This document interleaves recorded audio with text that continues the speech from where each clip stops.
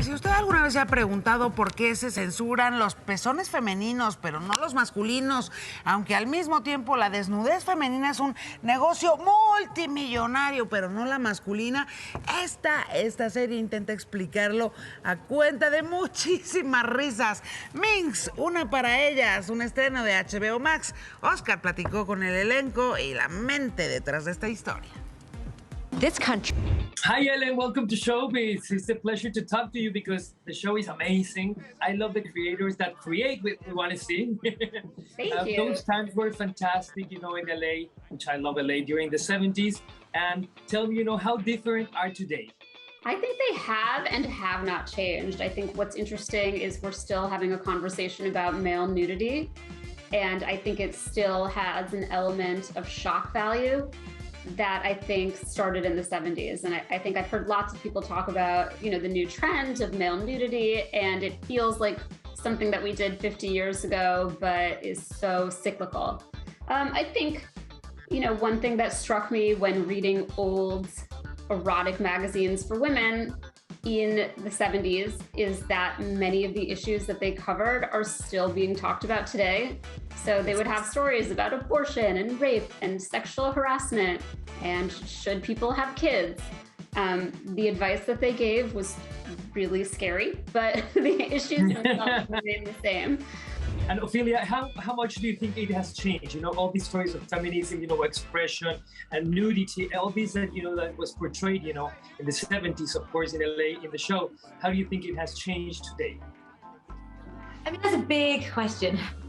Frankly, it would take a lot longer than a few minutes to answer, but I think I get very frustrated by the lack of progress. We are making progress, but I do get frustrated by, the show is set in 72 and, we're still having to fight for things that at that point were still not legal. We're still having to fight for that. We're still having to go out to the streets with, signs asking that we can make decisions about our own bodies. In terms of this show, though, it has obviously elements of that involved in it, but it is also just a comedy as well. It's supposed to entertain. It's important to remember that we're not going to try and answer all of the questions in the show with that.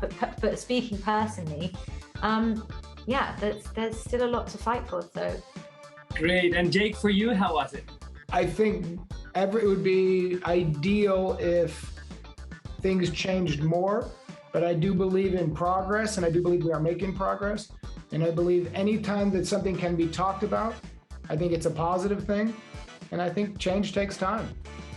Oscar and Lennon, how are you guys? Very good. How are you doing, Oscar?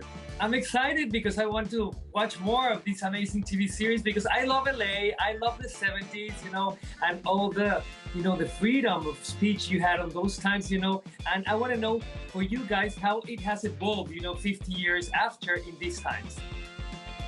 Wow. I mean, to be honest, when I read the pilot and then also when I saw the pilot and have seen the series as it evolved, I was like, oh, it's very of the moment. It's very now. Like there are so many things that this show is addressing that we're still addressing today, know? And but it's wrapped in this like beautiful naked bow. And so you feel like you can talk about it in a different, fresh way. And then also the comedy. Anytime a show is funny, I feel like it makes you think about and makes the conversation easier, if you will. Absolutely, yeah. It's so funny too because like everything is cyclical, you know what I mean? They say like fashion is cyclical. So, in the 90s, the 70s we're back a little bit, and then so we see on the show a lot of people's points of view they still have that in today's terms, so hopefully we're trying to show people like, wait, has a lot changed in the 70s? I know the 70s happened a long time ago, but some people's point of view are still stuck in the past. Hi, Idara and Jessica, how are you? Feminist topics, now that you've been in the series, those topics that were, very relevant for the magazine in the 70s, those topics, do you think nowadays have evolved or they're kind of the same thing, same discussions? I guess that's the other thing too, right? Back then, nudity in a magazine felt fresh and new, and now you can just open up your iPhone, your Instagram, and like scroll and see naked people all day. So I guess it takes a little bit of the novelty out of it. Yeah, I do think it was definitely more novel back then, and it's more special back then because it's one and done. You have to seek it out and you have to purchase it in order to find it. Now everyone is. We live in a very woke culture where people are much more willing and able and knowledgeable about these sort of discussions. And so all of it was novel back then. So that's what makes it exciting. Bye. Gracias, Oscar. Bye. Besitos, besitos. Bye.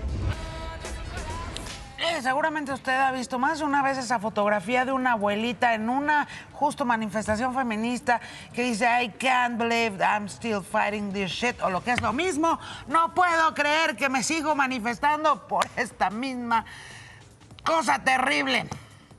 Bueno, pues esto es justo lo mismo y nos vamos a reír muchísimo.